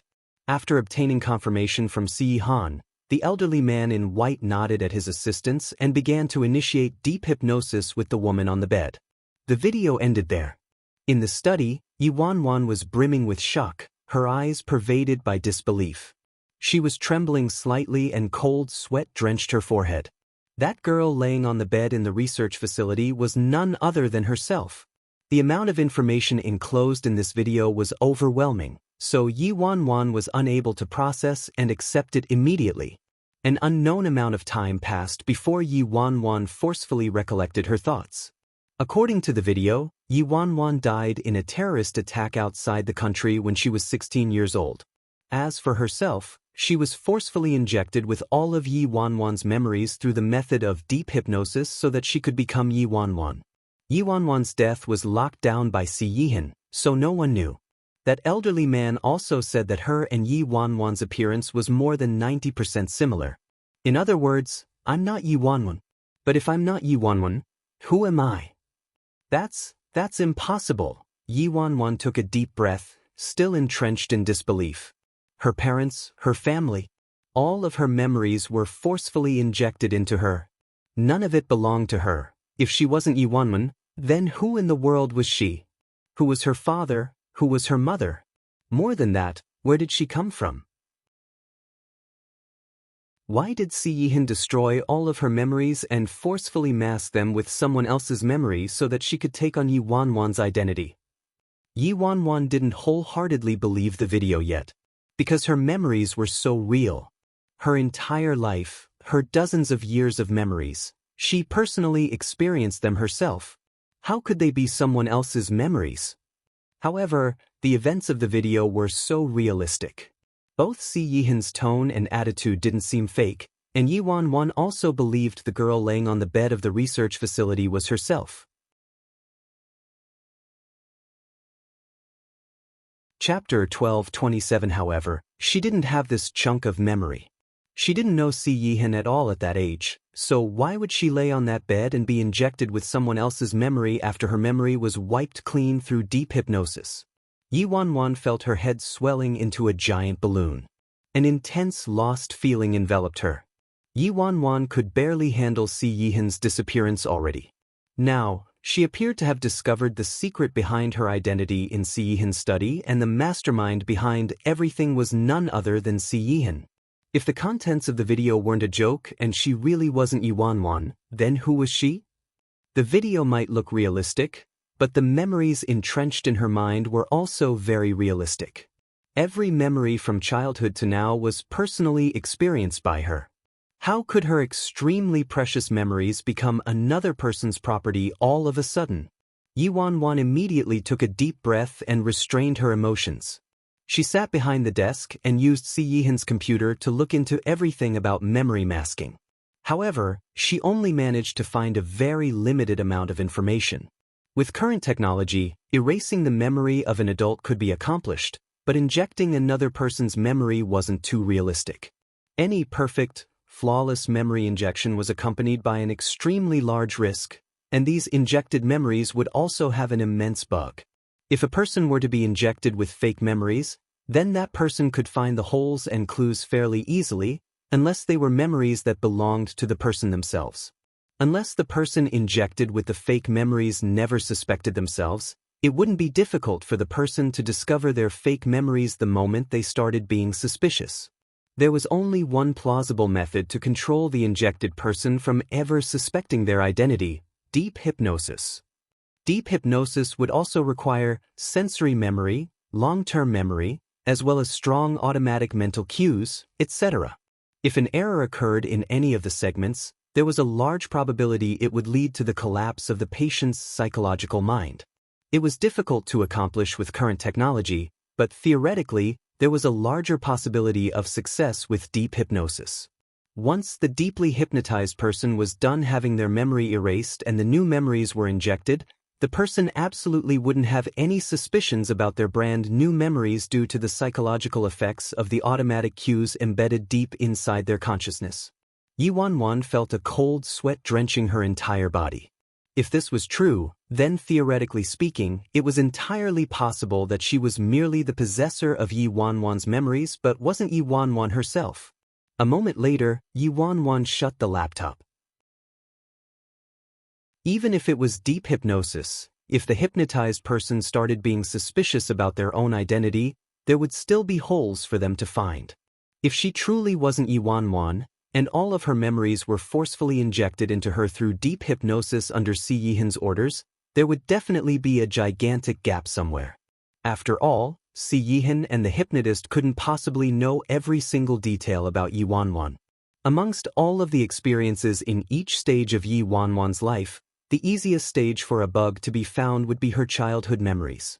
This included Yi Wanwan's most favorite toy and possible crushes and so on when she was a child. No one but Yi Wanwan herself and the people closest to her would know about these kinds of matters.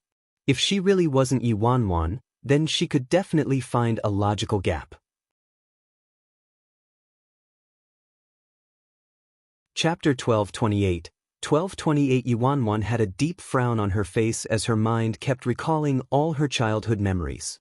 However, everything that happened in her childhood had already become deep in the recess of her mind, as though someone placed a giant lock on it. Except for significant events like how Yi Mufan accidentally pushed her into a lime pond while playing with a young Yi Wanwan and she nearly drowned, or how she was nearly kidnapped when she was young, Yi Wanwan couldn't recall any typical, everyday matters no matter how much she dug through her mind.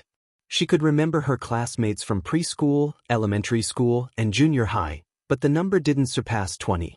Her clearest memory was about her teachers. A moment later, Yi Wanwan called Yi Mufan. I haven't found anything about the number you just gave me. I'll tell you as soon as I get anything. Yi Mufan's voice traveled from the other end of the phone. Brother, I need to talk to you about something.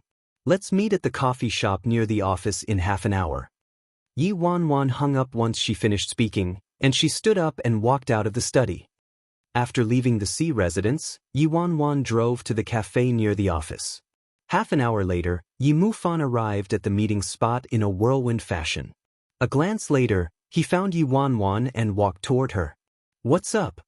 Yi Mufan sat down in front of Yi Wanwan and put on a workaholic act. I still have business to attend to at the office.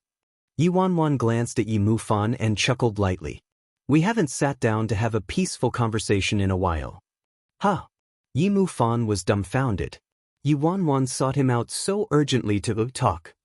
Oh, right, what's going on with the phone number you wanted me to look into? Yi Mufan curiously looked at her. It's nothing. Forget it if you can't find anything. Yi Wanwan shook her head. Yi Mufan didn't say much more about it. The phone number Yi Wanwan gave him was truly a bit unusual. He couldn't find a single clue after a long search. Brother Yi, do you still remember? Yi Wanwan began as she looked at Yi Mufan. Remember what? Yi Mufan was startled. When we were young and in the countryside, you pushed me into the lime pond, and I nearly drowned, Yi Wanwan said with a smile. Yi Mufan's expression instantly changed when he heard her words and vehemently shook his head. I don't remember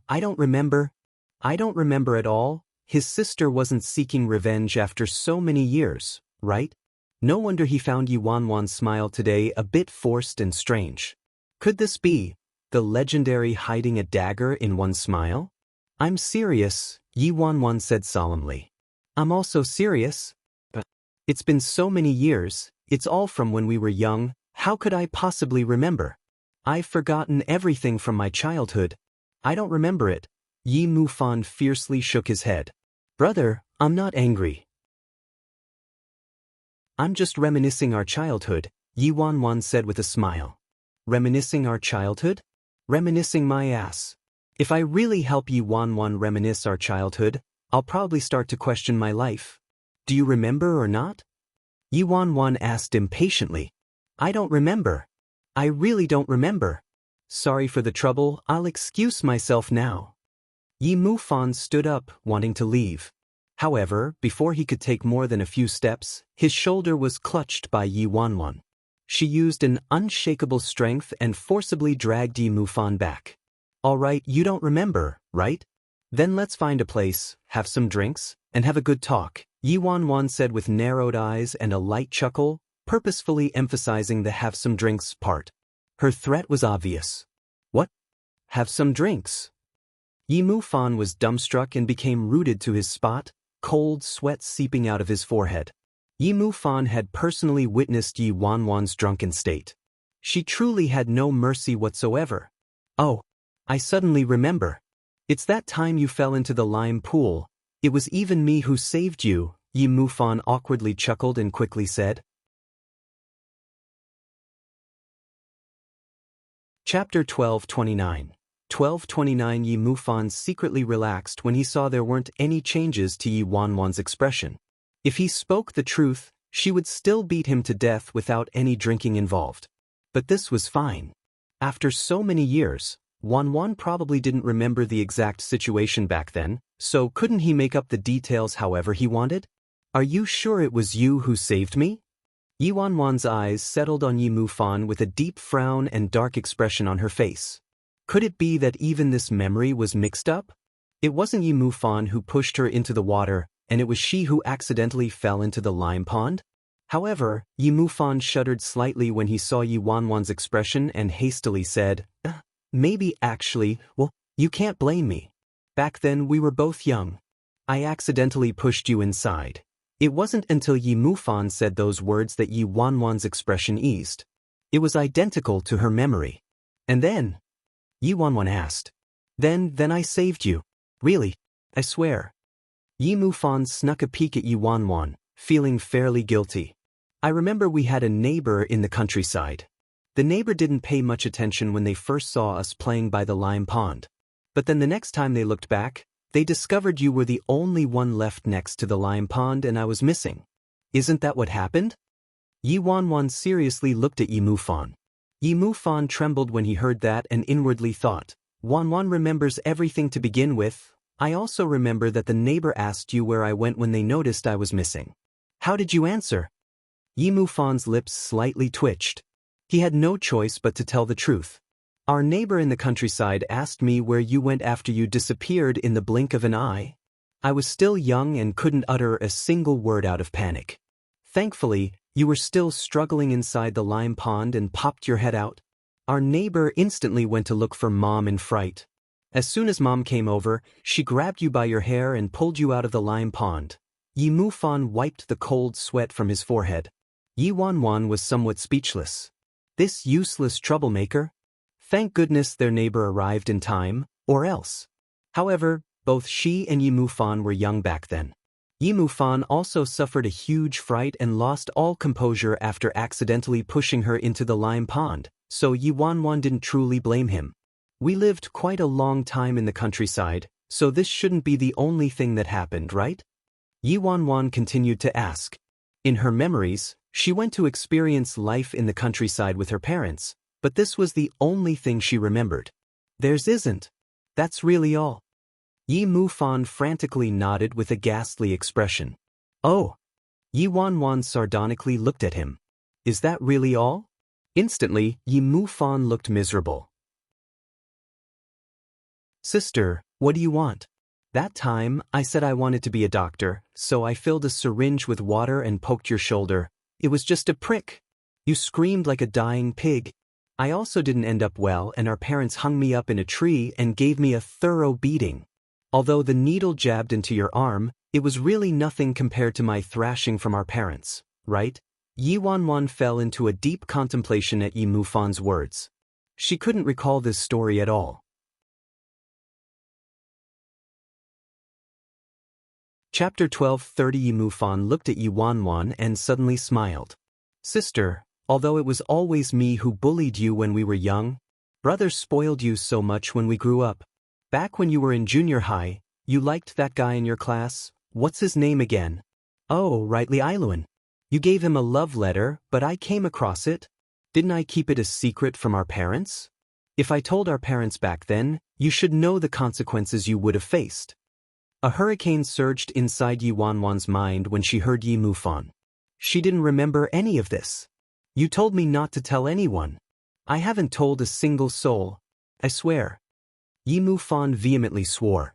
Is that so? Yi Wanwan tried her best to conceal her panic. Of course. Back then, you kept calling Brother Ailuan, Brother Ailuan. You called him so much more affectionately than you did with me. I confiscated that love letter, and it's inside my room. I've kept it until now, Yi Mufan teased with a smile. Where's the love letter? Yi Wanwan immediately asked. Didn't I say? It's at home inside my room, Yi Mufan answered. Okay. Yi Wanwan nodded and stood up. Let's go home. Hold on, why are we going home? I still have work. Yi Mufan instantly objected. Get the love letter. Yi Wanwan didn't give Yi Mufan time to resist and grabbed his arms. Soon, Yi Wanwan and Yi Mufan drove to the Yi home. Although Yi Mufan found Yi Wanwan's weirdness today a bit odd, he didn't think too deeply about it. She was a girl after all. They were always mercurial like this. Inside Yi Mufan's room, Yi Wanwan watched him searching his room everywhere and asked, "Did you find it?" "Hold on. Weird, I remember it should be here," Yi Mufan mumbled. Finally, half an hour later, Yi Mufan found an ancient-looking envelope from under his bed. The envelope was blue with 2 butterflies drawn on it and looked like it was from a different decade. It was covered in dust though. Yi Mufan slapped off the dust on the envelope and looked at Yi Wanwan. He dangled and waved the blue envelope in front of Yi Wanwan and said with interest, "Sister, say, if I handed this to your current boyfriend?" He immediately swallowed his following words after a glare from Yi Wanwan. Yi Wanwan took the envelope and impatiently opened it. The contents of the letter were so unfamiliar. She didn't have any memory of it. As for that supposed classmate from junior high, Li Ailuan, Yi Wanwan also didn't remember him at all. If he was really her first crush, most people would remember him for the rest of their lives. It was as though this fragment of memory never existed. If she really wasn't Yi Wanwan and had merely been injected with Yi Wanwan's memory through deep hypnosis, everything would make sense. Si Yihan couldn't possibly know everything about Yi Wanwan, especially this love letter. Yi Wanwan hadn't handed this letter out because Yi Mufan had stumbled onto it, and this young crush ended just like that. Only Yi Mufan and Yi Wanwan knew about this matter. No matter how capable Si Yihan was, he couldn't have known about this matter. Since he didn't know about it, then this memory fragment naturally couldn't be injected into her mind and become a part of her memory. After Yi Wanwan finished reading this love letter that was snipped in the bud, she tried to steady her mind. Yi Wanwan could guarantee with absolute certainty that it wasn't her who wrote this letter. Every character, even the punctuation, had nothing to do with her. Chapter 1231. 1231. Almost in an instant, the contents of the CDs in the C family's library re-emerged in Yi Wanwan's thoughts. Could it be that the contents of the video were recordings of real events? Was the woman on the bed in that laboratory really her? Her memory had originally been empty, so she couldn't possibly be Yi Wanwan. Many years ago, Yi Wanwan died in a horrifying assassination overseas, and she became Yi Wanwan because Si Yihan forcibly transferred Yi Wanwan's memories into her brain. But if she wasn't Yi Wanwan, who exactly was she? And why did Si Yihan want to erase her original memories and forcibly input Yi Wanwan's memories? What exactly was her previous relationship with Si Yihan? Were they enemies? Or was everything a scheme of Si Yihan's? Why did he have to treat her like this? And what exactly were Si Yihan's motives? In a moment, Yi Wanwan's head was on the verge of breaking. She not only couldn't believe, but she couldn't accept that Si Yihan actually erased her original memories, causing her to forcibly become another person. Wanwan. At that moment, Yi Mufan could tell Yi Wanwan wasn't normal. He knit his brows with worry and lightly asked if she was all right. Yi Mufan walked over to her when he saw she wasn't replying and gently tapped on Yi Wanwan's shoulder with his right hand. Yi Mufan's hand didn't even settle on her shoulder before Yi Wanwan grabbed his arm and went into a defensive stance. "It hurts, it hurts, it hurts. My arm is going to break." Yi Mufan let out a cry. At that moment, Yi Wanwan returned back to her senses and quickly let go of his hand. "Younger sister, did you have to do that? If it wasn't for me who dealt with all those trash love letters, would you even be able to have such a handsome man right now? Even if you don't want to thank me, you don't have to hate me so much that you have to hurt me. Where's the logic in that?" Yi Mufan rubbed his right arm with his left hand as he said this. Yi Mufan continued without waiting for Yi Wanwan to reply. "However, aren't you too dramatic? Since when did you become so violent?" Yi Mufan stared at Yi Wanwan. Being violent wasn't the scary part. What was scary was the strength Yi Wanwan displayed and the ability to use that strength against him. "Younger sister, aren't you defying the laws of science too much? You only learned Taekwondo for a short while, yet you're already this powerful? I think even those so-called masters can't match up to you, especially when you get drunk," Yi Mufan said. Yi Mufan's words caused Yi Wanwan to become sensitive. What am I like after I get drunk? Hearing Yi Wanwan's question made Yi Mufan laugh dryly. Before drinking, you're my younger sister. And after drinking? Yi Wanwan asked. After drinking? Yi Mufan smirked. After drinking, you're my ancestor. Yi Wanwan. After drinking with one punch, you can break heavy metal. Once you see anyone good-looking, then you'll go flirt. It feels as though you've become another person, Yi Mufan said, seemingly helpless about the matter.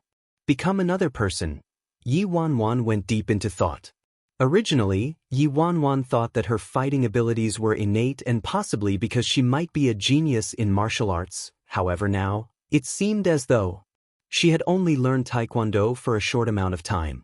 If she followed common sense like Yi Mufan mentioned, she shouldn't possess such incredible fighting capabilities where even so-called masters and top fighters of Taekwondo weren't worthy opponents.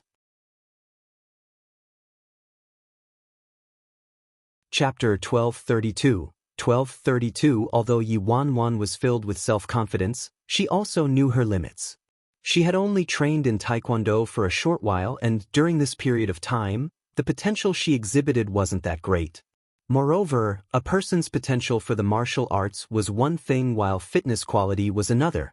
No matter how high her potential for martial arts was, even if she could learn everything in a short amount of time, her body still needed to train for many years in order to have the necessary fitness level to match.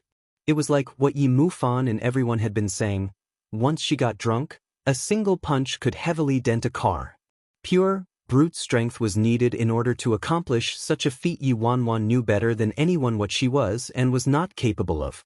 Even if she set aside how she never trained before, normal people couldn't even break metal after training for decades.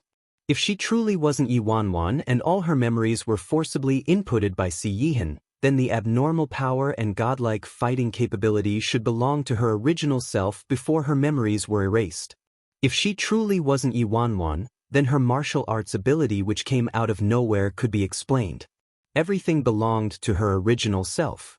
Then, if she lost all her memories to become Yi Wanwan who had nothing to do with her, who am I then? Yi Wanwan trembled, her eyes lost with confusion. What do you mean who you are? Yi Mufan stared at Yi Mufan with an incredulous expression. The phone suddenly rang before he could hear Yi Wanwan's reply. Yi Wanwan glanced at the caller ID. It was a call from Nameless Nya. Afterward, Yi Wanwan picked up the call. Hello. Nameless Nya's voice resounded from the phone. What is it? Yi Wanwan asked. Hello? What did you say? My signal isn't good here. Come to the Yong'an food stall. See you in half an hour. Without waiting for Yi Wanwan's reply, Nameless Nya directly ended the call. The Yong'an food stall Nameless Nya mentioned was the food stall where Yi Wanwan first met Nameless Nya and his group of 5. Who was it? Yi Mufan asked. A friend. Yi Wanwan glanced at Yi Mufan and said, A friend is looking for me. I'm going to leave first. When Yi Mufan heard this, he nodded. Go. There are still some things I need to do, so I won't tag along. Yi Wanwan, I never wanted you to come with me. Yong'an food stall. Boss, give me a private room. Devotee walked carefreely into the food stall and said this to the owner who appeared rather familiar. Okay. The owner glanced towards Devotee. And this one glance caused the food stall owner to be dumbfounded. He could recognize these people even if their bodies decayed beyond recognition. Back then, they caused a stir in his store when they ate and drank and didn't pay a single cent. You have money? The food stall owner asked Devotee. What do you mean have money when I've never lacked money? Afterwards, Devotee took out 2 $50 bills from his pocket. Boss, give us food equivalent to this amount. How many people do you have? The owner accepted the money as he asked this. 6 people. The Taoist devotee replied.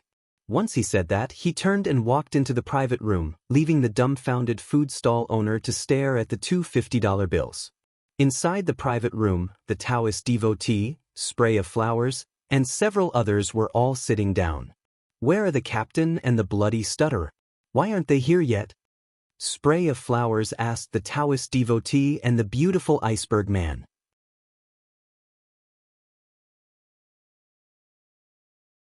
Chapter 1233 Iceberg Man sat underneath the air conditioner, enjoying the cool air.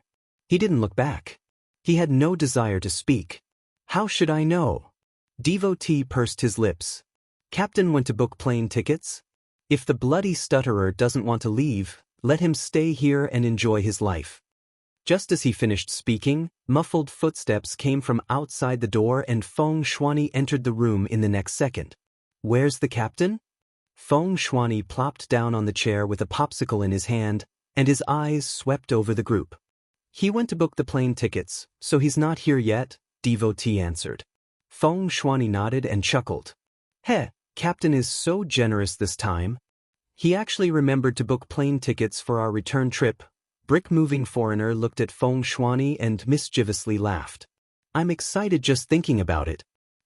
Nearly drowned on the boat ride here. Captain, does he have money to book the plane tickets? Feng Shuani took a bite of his popsicle and asked curiously. The other four people's eyes immediately landed on Feng Shuani. Captain doesn't have the money, but you have the money. He's booking the plane ticket with your pay from the Sea family, Devotee said. What did you say? Feng Shuani instantly shot up from his chair. This was his hard-earned money that he obtained through great tribulations and hard work after working as a hidden guard at the Sea family for so freaking long. Captain deceived him and claimed he would save it for him. It wasn't like he had any use for money normally as a hidden guard in the Sea family. He never thought. He freaking used all of his hard-earned money to book plane tickets. That's right, bloody stutter. How much money did you earn in total as a hidden guard in the Sea family? Brick-moving foreigner asked with curiosity. The return plane tickets weren't cheap at all, and Captain even said he was going to book first-class tickets. An ordinary hidden guard earns $15,000 every month. A hidden guard captain earns $50,000 every month, Feng Shuani muttered. Shit, $50,000? Devotee nearly jumped up. He strenuously told people's fortunes and read people's palms outside every day and endured the cold air and blazing sun, but he never earned more than $100 each day. Sometimes he wouldn't have any business all day. So in a month, he typically earned $800 to $900, and if he was lucky, $1,000 to $2,000 sometimes. But freaking Feng Shuani. As an ordinary hidden guard in the Sea family, he could just chat and play some cards with the other guards when there was nothing to do and earn $15,000 every month. After becoming a hidden guard captain, he just had to sit in his office and do nothing and would earn $50,000 every month. How much money did you give to Captain? Spray of Flowers asked while looking at Feng Shuani. Captain freaking swindled a year's worth of wages from me. Feng Shuani took out his notebook and carefully read it. A moment later, he looked up miserably at Devotee and Spray of Flowers. This year's worth of wages was $400,000. I only spend a couple thousand myself in a freaking year. Forget about the money. From here to the independent state, we have to transfer a few planes and also take a cruise. Captain booked first class for all of it and the luxurious package for the cruise, Devotee said with a smile. Feng Shuani took a deep breath and suppressed his urge to beat these four people to death. Were they telling him that all of his hard-earned money this year was spent on them? A moment later, Feng Shuani lit a cigarette and regained his calm expression. Let's talk business. Both Devotee and Spray of Flowers were taken back when they heard that. What business was there anymore?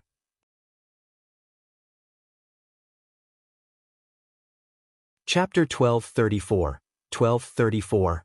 I hid in the Sea family for more than a year and can nearly confirm that Miss Wanwan and Second Miss have an inseparable connection.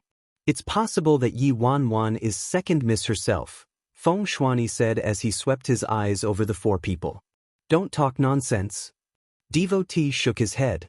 Bloody stutterer, you probably don't know that Second Miss has been found already. Feng Shuani's brows furrowed. Miss Worryless has been found? Of course she's found. Otherwise, why would Captain book tickets for all of us to go back? Spray of Flowers nodded with certainty. Is that so? An inexplicable glint surfaced in Feng Shuani's eyes. He had hidden inside the Sea family for more than a year all because Yi Wanwan was there. Although Feng Shuani didn't know much about Worryless Nya, there was a large possibility that Yi Wanwan was worryless Nye based on the information he obtained from the Nye family. Feng Shuani wasn't sure about it at first, but Yi Wanwan's drunken state last time strengthened his guess that Yi Wanwan was worryless Nye. There was only one thing Feng Shuani couldn't understand. If Yi Wanwan was the Nye family's second miss, worryless Nye, why did she completely forget everything and take on Yi Wanwan's identity? Also, Feng Shuani investigated Yi Wanwan's past once and there wasn't a single hole in her background or identity. It wasn't until the Si family's patriarch, Si Yihan, disappeared and Feng Shuani entered Si Yihan's study to investigate, accidentally saw the briefcase labeled YWW, and found that astonishing CD that the entire truth was revealed. Yi Wanwan's true identity had to be worryless Nye. However, she was forcefully erased of worryless Nye's memory and infused with Yi Wanwan's memory through deep hypnosis by people hired by Si Yihan. Then this would explain why worryless Nye appeared to be using Yi Wanwan's identity and forgot all about her identity as worryless Nye and couldn't even recognize her real brother, nameless Nye. At first, nameless Nye hypothesized that his sister, worryless Nye, eloped and left with some wild man. Whether Si Yihan was that wild man or not, it didn't escape him. As for why Si Yihan had to erase worryless Nye's memory and turn her into Yi Wanwan, Feng Shuani was still unable to figure out. Second miss is finally found. Our bitter days are finally coming to an end, thank goodness. Spray of Flower's face radiated bliss and happiness. Feng Shuani didn't say anything to that. This matter absolutely wasn't this simple. After Feng Shuani discovered Yi Wanwan's identity in Si Yihan's study, he could ascertain that Yi Wanwan was the Nye family's second miss, worryless Nye. However, his superiors suddenly told them second miss worryless Nye was found, so this kind of thing absolutely couldn't happen logically. If Yi Wanwan in China was the genuine second miss of the Nye family, then who was the worryless Nye they found in the independent state? How did she deceive their patriarch and madam and cause the entire Nye family to believe her without a doubt? Feng Shuani pinched his brows. He was afraid this matter wasn't as simple as it seemed on the surface. Perhaps there was a bigger scheme that was hidden behind all of this. Why did second Miss Worryless Nye disappear and how did she end up with Si Yihan, erased of her identity as the second Miss of the Nye family in the independent state by Si Yihan? You're tuning in to the Passion Pages YouTube channel. We're so grateful for your support and don't forget to subscribe to join us on this incredible journey through captivating stories. Your generosity through donations truly makes a world of difference, as it's the primary source of revenue that allows me to expand and enhance this channel for you. Thank you from the bottom of my heart for being a part of this adventure.